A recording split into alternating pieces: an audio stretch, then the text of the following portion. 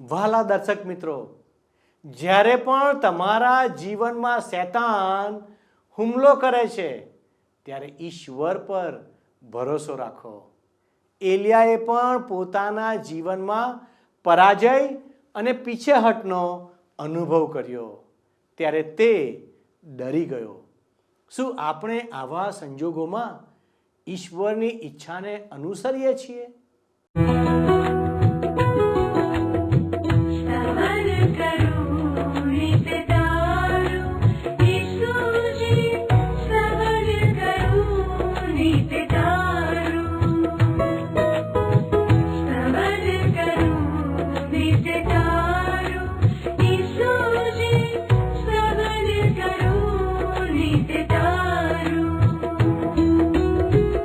आज सवारे साध सुनी तो महिमा करूं प्रभु तारो,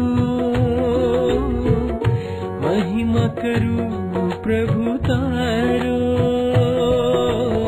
स्तवन करूं नित तारो.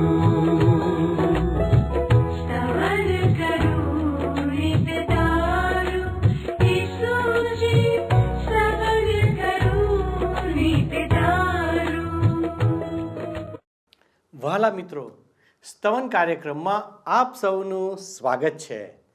ઈશ્વર તેમના વચનોને અનુસરનારા સઘળા લોકોને આશીર્વાદ આપે છે. ઈશ્વરનું વચન નીતિવચન 16 અને 20માં કહે છે, જે પ્રભુના વચનને ધ્યાનમાં લે છે તેનું હિત થશે, અને જે કોઈ યહોવા પર એટલે કે ઈશ્વર પર વિશ્વાસ રાખે છે તેને ધન્ય છે. પરંતુ જેઓ તેમના વચન અને તેમના માર્ગનો ત્યાગ કરે છે તેઓનો ઈશ્વર ન્યાય કરે છે અને સજા કરે છે. જો આપણે કહીએ કે આપણે ઈશ્વરના છીએ તો ઈશ્વર ઈચ્છે છે કે આપણે તેના વિધિઓ અને માર્ગને જાણીએ અને તે મુજબ કાર્ય કરીએ. આજે આપણે પહેલા રાજાના પુસ્તકમાંથી 19મા અધ્યાયનો અભ્યાસ કરવાના છીએ. એલિયા દ્વારા કાર્મેલ પર્વત પર ઈશ્વરે અદ્ભુત ચમત્કારો કર્યા. એલિયાએ જૂઠા પ્રબોધકોને મારી નાખ્યા. તેથી રાણી ઇઝબેલે એલિયાને 24 કલાકમાં જાનથી મારી નાખવાની ધમકી આપી. એલિયા બીકને કારણે નાસી છૂટ્યો. તે પોતાની જાતને નિષ્ફળ માનતો હતો અને તેણે ઈશ્વરને પોતાનું જીવન સમાપ્ત કરવા કહ્યું.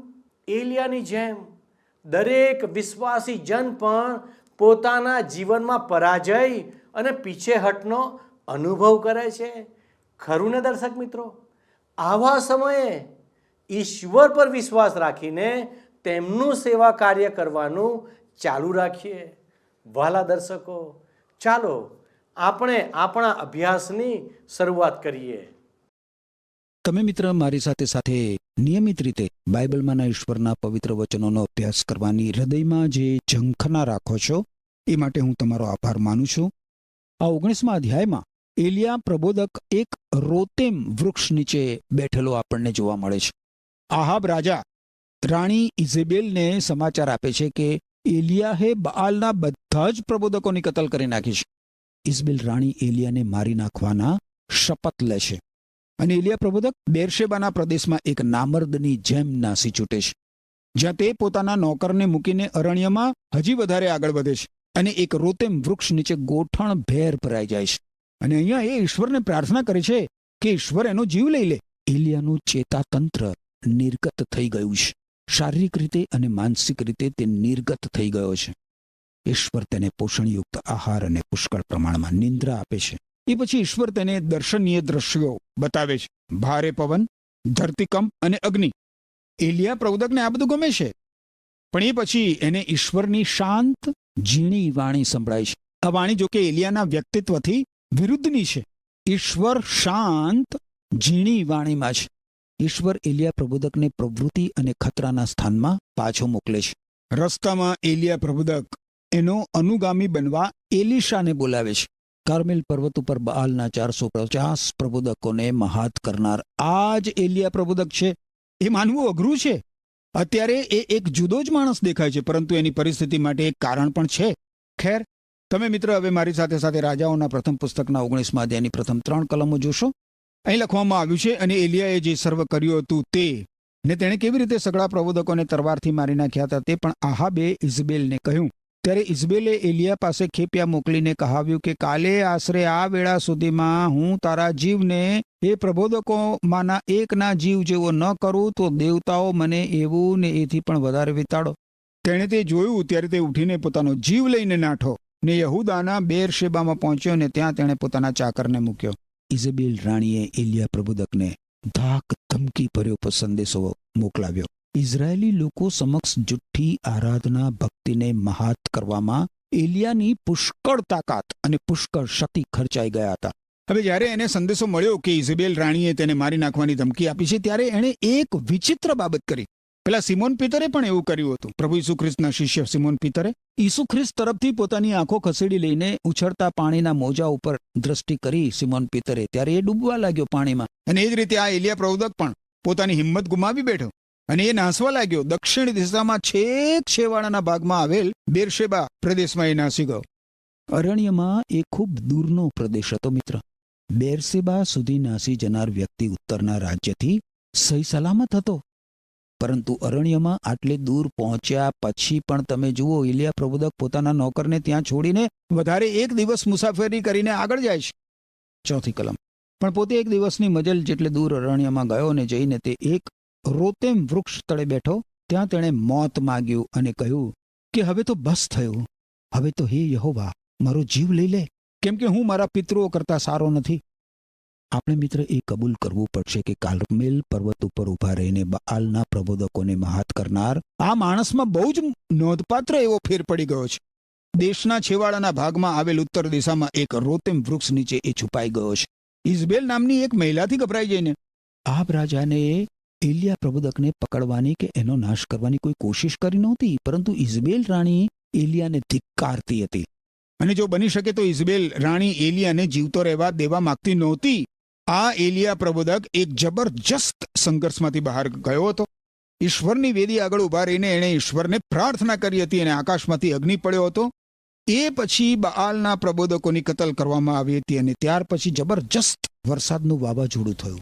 એલિયા પ્રબોધક માટે આ એક મહાન વિજય હતો. હવે આહાબ રાજાએ જ્યારે પોતાના ઘેર જઈને જે કંઈ બન્યું હતું તેની માહિતી ઇઝબેલ રાણીને આપી, ત્યારે ઇઝબેલે એલિયાને સંદેશો પાઠવ્યો, બરાબર જાણી લેજે કે હું તારો નાશ કરવા માંગુ છું. ઇઝબેલ રાણી બાઇબલમાં સૌથી વધુ દુષ્ટ સ્ત્રી છે મિત્ર. એલિયાએ ઈશ્વર ઉપરથી પોતાની આંખો ઉઠાવી લીધી અને તે અત્યંત દુર્ગમ અને નિર્જન એવા સ્થળમાં પહોંચી ગયો. બેરશેબા પહોંચ્યા પછી પણ તે આગળ વધ્યો. આખરે તેને લાગ્યું કે હવે તે ઇઝબેલ રાણીની પહોંચની બહાર છે. એ રોતેમ વૃક્ષ તળે એલિયાને છુપાતો જોઈને આપણને શરમ લાગે છે. આ એલિયા પ્રબોધકને થયું છે શું? શું આ એ જ માણસ છે જેણે બાલના પ્રબોધકોને મહાત કર્યા હતા? શું આ એ જ માણસ છે જેણે કહ્યું હતું કે જો યહોવા દેવ હોય તો એને અનુસરો? આ એલિયા પ્રબોધકને કયો રોગ લાગુ પડ્યો છે? એલિયા પ્રબોધકે જે વર્તન કર્યું એની પાછળ એક દૈહિક કારણ છે મિત્ર. એણે હદ ઉપરાંતનો પરિશ્રમ કર્યો હતો. તદ્દન નિર્ગત થઈ જવાય ત્યાં સુધી એને ભારે ચિંતા થઈ હતી. એની બધી શારીરિક શક્તિઓ ખર્ચાઈ ગઈ હતી. કાર્મેલ પર્વત ઉપરના તેના અનુભવ બાદ એ પડી ગયો હોત. આવા વિરોધની સામે ઈશ્વરને માટે ઊભા રહેવાનું જબરજસ્ત કાર્ય કરીને શારીરિક રીતે એ ખર્ચાઈ ગયો હતો. જો એલિયા નિર્ગત થઈ ગયો ના હોત તો એ ક્યારેય ઇઝબેલ રાણી પાસેથી નાસી ગયો ન હોત. એલિયા પ્રબોધક નિર્ગત થઈ ગયો હતો, એ માટે તે રોતેમ વૃક્ષ તળે આવી ગયો હતો. હવે આ પરિસ્થિતિમાં એક માનસિક પરિબળ પણ સમાયેલું છે મિત્ર. અત્યારનો સમય ભારે માનસિક તણાવનો, હતાશાનો, નિરાશાનો, ચેતાતંત્ર ઉપરના પ્રહારોનો, નાસીપાસ થવાનો, ના હિંમત થવાનો, ઉતારી પાડવાનો અને ભંગાણનો સમય છે મિત્ર. એલિયા પ્રબોધક બરછટ હતો અને વૃક્ષ હતો. એલિયા ગર્જના કરનાર માણસ હતો, પરંતુ એના બાહ્ય બરછટપણા નીચે એક સંવેદનશીલ આત્મા રહેલો હતો. એલિયાનું નિયંત્રણ એની લાગણીઓ કરતી હતી. એ એકદમ ઊંચા સ્થાનેથી એકદમ તિરસ્કૃત સ્થાનમાં પહોંચી ગયો એવો હતો. એ પુષ્કળ સંવેદનશીલ વ્યક્તિ હતો મિત્ર. એનો સ્વભાવ લાગણીશીલ હતો. અને એ પોતાની લાગણીઓ દ્વારા વધારે કરતો હતો. બધું પોતાની લાગણીઓ દ્વારા કરતો હતો. મનોચિકિત્સકો જેને માનસિક બીમારી તરીકે ઓળખાવે છે, એવી કોઈ બીમારીથી એ પીડાતો હશે. હવે આ એલિયા પ્રબોધક ઈશ્વરને પોકાર કરે છે કે ઈશ્વર તેનો જીવ લઈ લે. એલિયા પ્રબોધકની પરિસ્થિતિ સાચે જ ખરાબ છે. 5 થી 7 કલમો આગળ જોઈશું. 5 થી 7 કલમો. પછી તે રોતેમ વૃક્ષ તળે સૂતો ને ઊંઘી ગયો. અને જુઓ, એક દૂતે તેને અડકીને કહ્યું કે ઉઠીને ખા. તેણે જોયું તો જુઓ, તેના ઓશિકા પાસે અંગારા પર શેકેલી રોટલી તથા પાણીનો ચંબુ હતા. તે ખાઈ પીને ફરીથી સૂઈ ગયો. યહોવાનો દૂત વળી બીજી વાર આવીને તેને અડક્યો ને કહ્યું કે ઉઠીને ખા, કેમ કે તારે લાંબી મચલ કાપવાની છે. એલિયા પ્રબોધકને આરામની જરૂર હતી અને ઈશ્વર આ જાણતા હતા, અને એટલે ઈશ્વરે તેને નિંદ્રા આપી. એલિયા એક નાના બાળકની જેમ સૂઈ ગયો. એલિયાને સારા ખોરાકની પણ જરૂર હતી. હું માનું છું મિત્ર કે તે નિયમિત રીતે ખોરાક લેતો નહીં હોય. એ ઉઠ્યો અને જોયું તો એની પાસે શેકેલી રોટલી પડી હતી. તમે જાણો છો મિત્ર, આ રોટલી એના માટે કોણે શેકી હતી? હું માનું છું કે મૃત્યુમાંથી સજીવન થયા બાદ એક સવારે ગાલિલ સમુદ્રના કિનારે જેણે પોતાના શિષ્યો માટે નાસ્તો તૈયાર કર્યો હતો, એ પ્રભુ ઈસુ ખ્રિસ્તે આ રોટલી શેકી હતી. પ્રભુ ઈસુ ખ્રિસ્તે એલિયાને દિલાસો આપ્યો, ખોરાક આપ્યો અને ફરી પાછો એને ઊંઘમાં નાખ્યો. બીજી વાર પ્રભુ ઈસુ ખ્રિસ્તે એલિયાને ખોરાક આપ્યો અને એલિયાને કહ્યું, તારા માટે મુસાફરી બહુ જ લાંબી છે. હવે આ એક એવી બાબત હતી મિત્ર જે એલિયા શીખી ગયો હતો. મારા મિત્ર, કદાચ આજનો દિવસ તમારા માટે પુષ્કળ સુખી દિવસ હોય. તમને એવું લાગતું હોય કે જીવનના સંઘર્ષ માટે તમે પૂરેપૂરા તૈયાર છો, પરંતુ હું તમને કહેવા માંગુ છું મિત્ર કે તમારા માટે જીવનની મુસાફરી બહુ જ લાંબી છે. તમને એક ઉદ્ધારકની જરૂર પડવાની છે. તમને એક મદદનીશની જરૂર પડવાની છે. એલિયા પ્રબોધક એટલો બધો બળવાન અને બરછટ હતો, પણ એને ઈશ્વરની જરૂર પડી.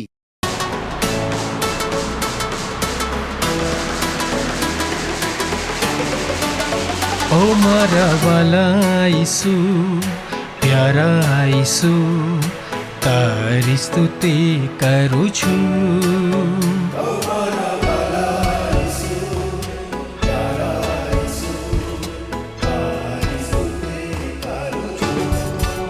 ઓ મારા વાલા ઈસુ, પ્યારા ઈસુ, તારી સ્તુતિ કરું છું.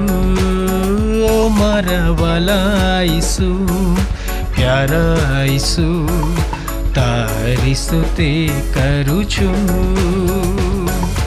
ઉપકારો તારા અનેક ઘણા, ઉપકારો તારા અનેક ઘણા, માનું હું તારો આભાર, માનું હું તારો આભાર. ઓ મારા વાલા ઈસુ, પ્યારા ઈસુ, તારી સ્તુતિ કરું છું. ઓ મારા વાલા ઈસુ, પ્યારા ઈસુ, તારી સ્તુતિ કરું છું. સંકટમાં પોકારું તુજને, સંકટમાં પોકારું તુજને, સાદ મારો તું છે સુણનાર, સાદ મારો તું છે સુણનારો. મારા વાલા ઈસુ, પ્યારા ઈસુ, તારી સ્તુતિ કરું છું. મારા વાલા ઈસુ, પ્યારા ઈસુ, તારી સ્તુતિ કરું છું.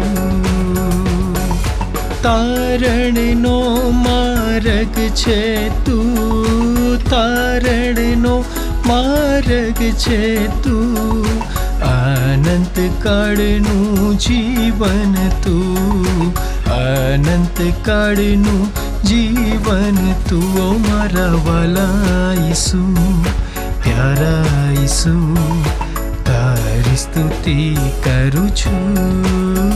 ઓ મારા વાલા ઈસુ, પ્યારા ઈસુ, તારી સ્તુતિ કરું છું,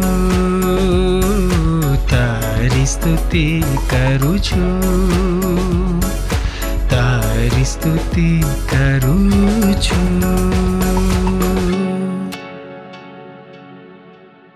8મી કલમ જુઓ.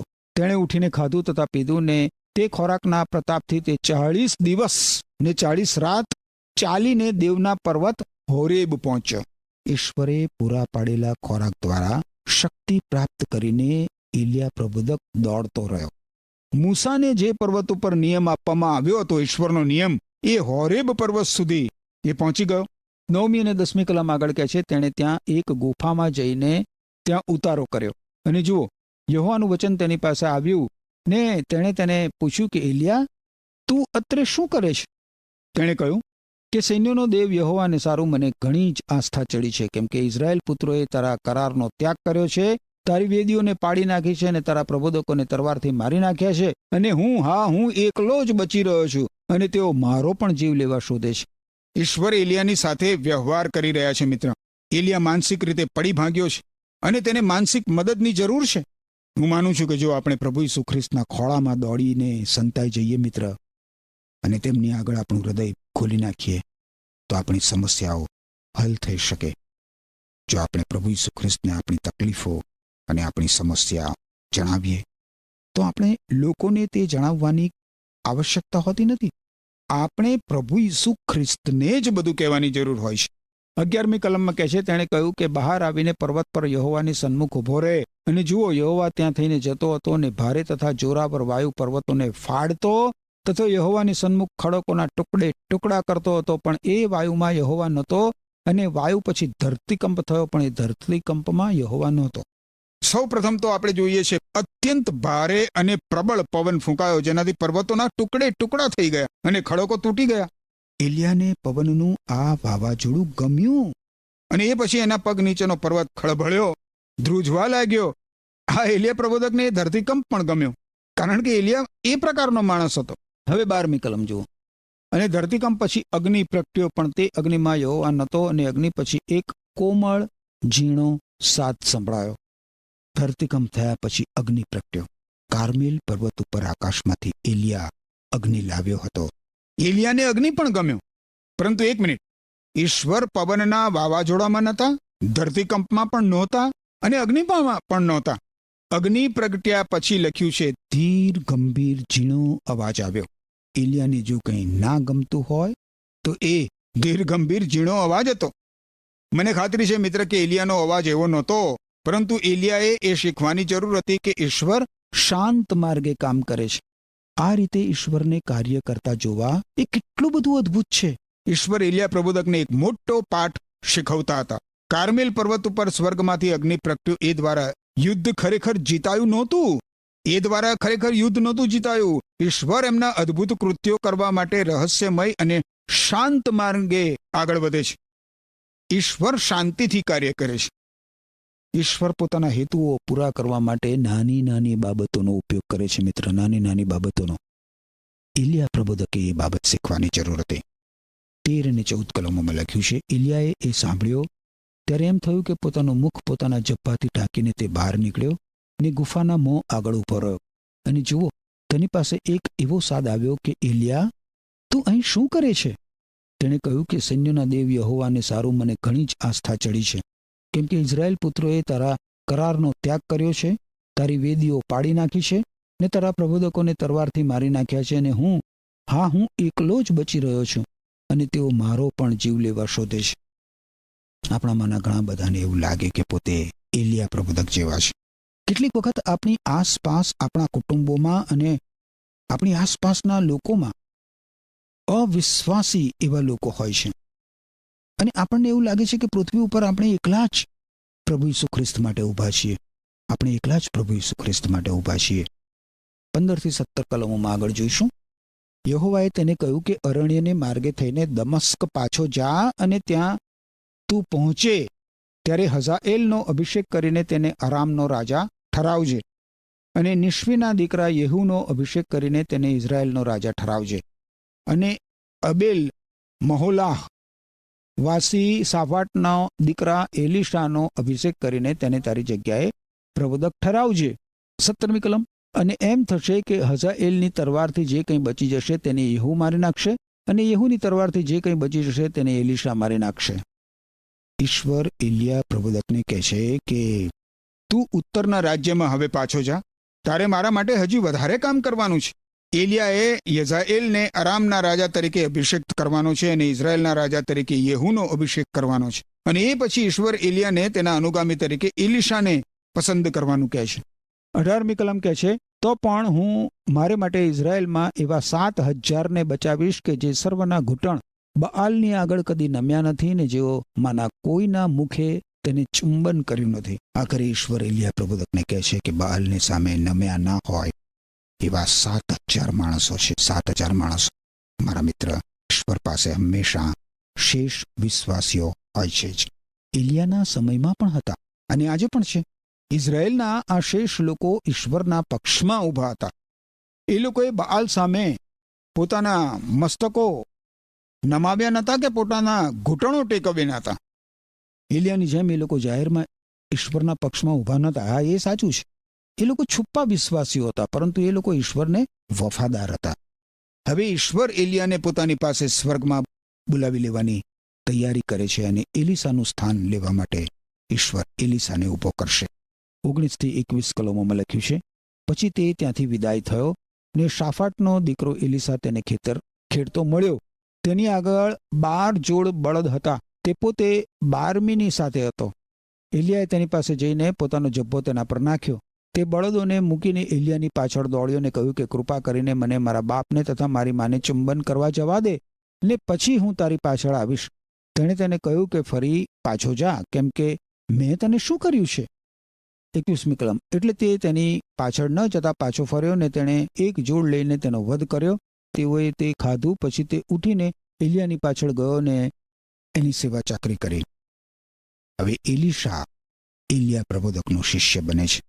આગળ મિત્ર આપણે જોઈશું એ પ્રમાણે એલિયાનું સેવા કાર્ય પોતાને હાથ ધરવા માટે એલિશાને તાલીમ આપવામાં આવે છે. પરંતુ આજે મિત્ર ઈશ્વરના પવિત્ર વચનોમાંથી કેટલી બધી મહત્વની બાબતો આપણને શીખવા મળી. એલિયા જેવો એલિયા પ્રબોધક, જેણે 450 બઆલના પ્રબોધકોને મહાત કર્યા અને જબરજસ્ત એવું આત્મિક યુદ્ધ એણે કાર્મેલ પર્વત ઉપર કર્યું. એક બાજુ એકલો એલિયા અને બીજી બાજુ એની સામે 450 બઆલના પ્રબોધકો. ઈશ્વર ઉપર એને કેટલો બધો અતૂટ વિશ્વાસ હતો, કેટલી બધી સંપૂર્ણ ખાતરી હતી સાચા ઈશ્વર કોણ છે એની. અને સાચા ઈશ્વર પ્રાર્થના સાંભળીને પોતાની જાત પુરવાર કરે છે, સાબિત કરે છે, એની એલિયા પ્રબોધકના હૃદયમાં કેટલી બધી જબરજસ્ત એવી ખાતરી હતી. અને એમ છતાં એ જ એલિયા પ્રબોધક જ્યારે એનો જીવ લેવા માટે ઇઝબેલ રાણી એને સંદેશો પાઠવે છે કે આવતીકાલે હું તારો જીવ લઈ લઈશ, ત્યારે એ કેવો ગભરાઈ જઈને કેટલે બધે દૂર સુધી નાસી જાય છે. જાણે ઈશ્વરને એ ઓળખતો જ ના હોય, ઈશ્વર ઉપર નખ જેટલો પણ વિશ્વાસ ના હોય, હૃદયમાંથી ઈશ્વર ઉપરના વિશ્વાસને સંપૂર્ણપણે નષ્ટ થઈ ગયેલો હોય, એવી પરિસ્થિતિમાં એ આવી પડે છે. આપણા જીવનમાં પણ મિત્ર ઘણી બધી વાર એવા પ્રસંગો આવતા હોય છે, એવી મુશ્કેલી આવતી હોય છે, એવી કસોટીઓ આવતી હોય છે, એવા ઝંઝાવાતો આવતા હોય છે, જ્યારે આપણા હૃદયમાં, આપણા મનમાં શૈતાન એ જ વિચાર લાવે છે કે ઈશ્વર મને વિસરી ગયા છે, ઈશ્વર મને ભૂલી ગયા છે, મારી પ્રાર્થના ઈશ્વર સાંભળતા નથી, કદાચ ઈશ્વરને મારી પડી નથી. પણ વાલા મિત્ર, ઈશ્વરનું ચરિત્ર એવું નથી, ઈશ્વરનું વ્યક્તિત્વ એવું નથી, ઈશ્વરના ગુણ લક્ષણો એવા નથી. ઈશ્વર કહે છે કે શું માં પોતાના ધાવણા બાળકને વિસરી જાય? કદાચ એવું બને, પણ હું તને કદી જ વિસરી જઈશ નહીં. એ ઈશ્વર મિત્ર, જીવંત, પવિત્ર, એકમાત્ર સત્ય સનાતન ઈશ્વર પ્રભુ ઈસુ ખ્રિસ્તમાં આપણા માટે ઉપલબ્ધ છે. શું તમે એ ઈશ્વર સાથે પ્રભુ ઈસુ ખ્રિસ્તની મારફતે સીધા સંબંધમાં આવ્યા છો મિત્ર? જો નથી આવ્યા તો આજે જ એ સત્ય સનાતન ઈશ્વર સાથે સીધા સંબંધમાં પ્રભુ ઈસુ ખ્રિસ્તની મારફતે તમે આવી શકો છો. એમ કરવા માટે ઈશ્વર તમને કૃપા આપો. આમેન. વહાલા દર્શક મિત્રો, આજના અભ્યાસ દ્વારા આપણે શીખ્યા કે ઈશ્વર ચેતવણી આપે છે કે જ્યારે આપણે ઈશ્વરની સેવા કરીએ છીએ ત્યારે આપણે શૈતાનના આક્રમણો માટે સતર્ક રહેવાની જરૂર છે. એલિયા બીકના કારણે અરણ્યમાં દોડી જાય છે અને ઈશ્વરને પોકારે છે અને તે પોતાનું જીવન સમાપ્ત કરી દેવાની વિનંતી કરે છે. અહીં ઈશ્વર જણાવે છે કે શૈતાન હુમલો કરે ત્યારે તમારું રક્ષણ કરવા માટે ઈશ્વરમાં વિશ્વાસ રાખો. ઈશ્વર આપણને ભવિષ્યની આધ્યાત્મિક લડાઈઓ માટે તૈયાર કરવામાં નિષ્ફળતાનો અનુભવ કરવા દે છે. દાખલા તરીકે મૂસાએ પણ એવી જ વિનંતી કરી હતી કે ઈશ્વર તેનું જીવન સમાપ્ત કરે. વહાલા દર્શક મિત્રો, અરણ્યમાં પ્રભુના દૂતે એલિયાને ભોજન આપીને તેને ટકાવી રાખ્યો. ઈશ્વર જણાવે છે કે જ્યારે શૈતાન તમારા પર આક્રમણ કરે છે ત્યારે તમને ટકાવી રાખવા માટે તમે ઈશ્વર પર આધાર રાખો. જ્યારે તમે ઈસુ પર આધાર રાખશો ત્યારે તે તમને તમારા શત્રુઓથી પણ બચાવશે. હોરેબ પર્વતની મુસાફરી બાદ એલિયા એ હતાશામાં ઈશ્વરને પુકાર કર્યો અને ઈશ્વરે કોમળ ઝીણા સાદમાં ઈશ્વરની હાજરીનો અનુભવ એલિયાને કરાવીને ઉત્તેજન આપ્યું.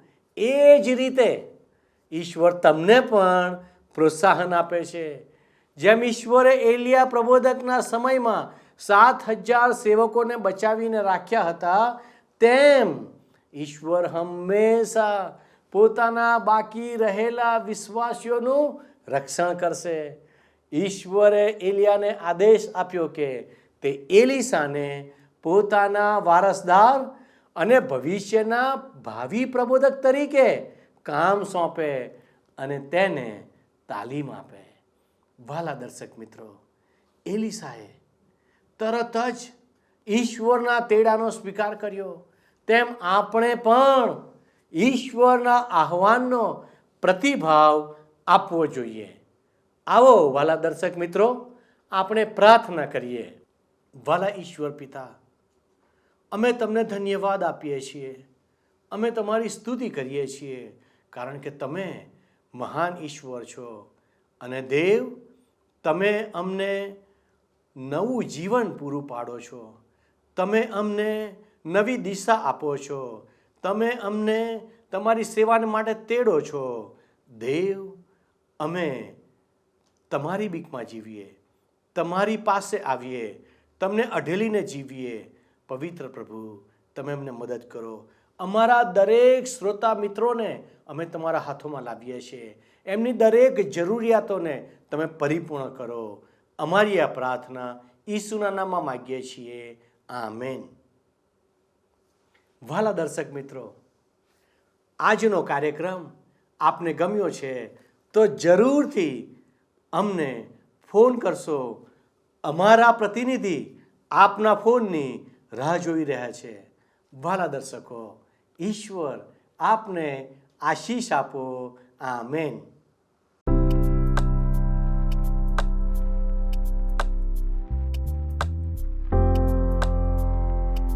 મિત્રો, ગત પ્રશ્નનો જવાબ છે 100.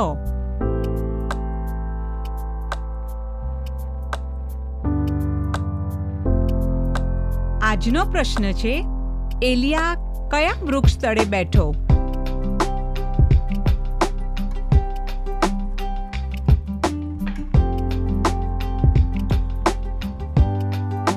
જવાબ આપે સ્ક્રીન પર દર્શાવેલ વોટ્સએપ નંબર પર આપવાનો રહેશે. કાર્યક્રમ દરમિયાન પૂછેલા પ્રશ્નનો સાચો જવાબ આપનાર વિજેતાઓના નામ દર મહિનાના પ્રથમ સોમવારે જાહેર કરવામાં આવશે.